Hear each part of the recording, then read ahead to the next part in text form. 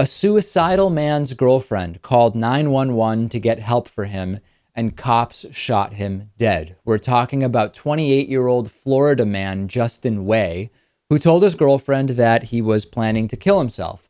She called St. Johns County Sheriff's Office for help, saying he's threatened to kill himself twice now. What do I do? Who do I call? He recently lost his job, and he's also been drinking. The woman, the girlfriend, reassured the 911 operator that Way wouldn't hurt her. Two police officers, Kyle Bragg and Jonas Carbolosa, show up at Justin Way's condo. Way is in his bed with the serrated knife that he was threatening to use on himself. This is clearly a social service type intervention for police. The police tell his girlfriend to wait outside. They enter Way's bedroom and shoot him in the chest and abdomen, allegedly before he could even sit up in his bed. Way's girlfriend told the Daily Beast that she assumed Way would be Baker acted, which is involuntary commitment to a mental institution for his own protection, and that he never threatened to hurt her or anybody else with the knife. The police report given to Way's father says, oh, no. He attacked two deputies with a knife.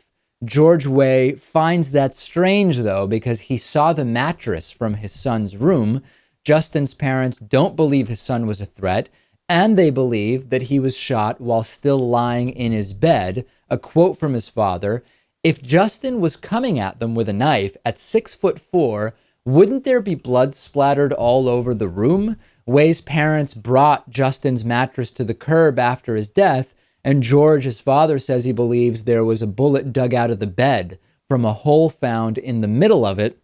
And he also says the blood was completely contained on the mattress, nothing on the wall, nothing on the floor, which would not support the idea that he rushed out of his mattress to attack police.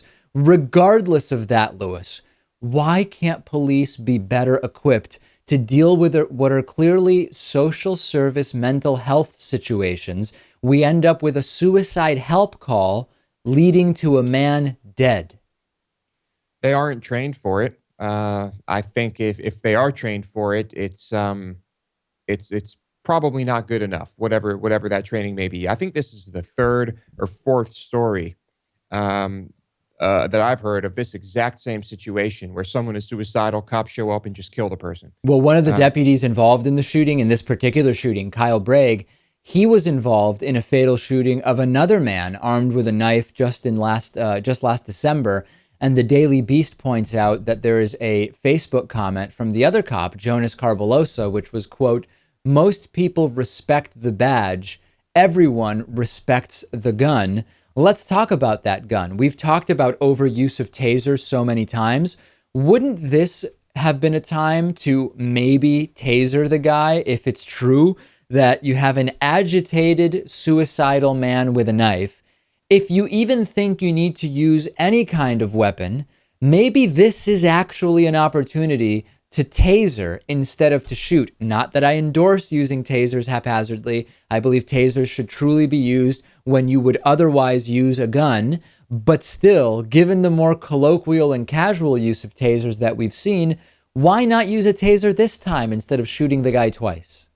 I think this is the perfect opportunity to use a taser. I would have suggested the use of a taser in this situation. If we believe what the cops are saying, right? Which is that they were rushed by Justin Way with a knife. No, not necessarily. Even if you have someone who is about to kill themselves, if the man is holding a knife to his own body, I think you are able to use the taser there as well to make sure that he doesn't kill himself. And I see what you're saying, right? You wouldn't shoot someone. You wouldn't shoot someone to prevent them from cutting themselves, but maybe using a taser if you determine that that person is really at risk of their own life by their own hand. Maybe you could even save a life with a taser, you're saying. Exactly. But in a situation like this, I can't speak for the cops, but perhaps they just wanted to shoot someone. I can understand why people would be hesitant to call police. One wrong move and what should be a mental health intervention turns into a police killing. It is very, very disturbing.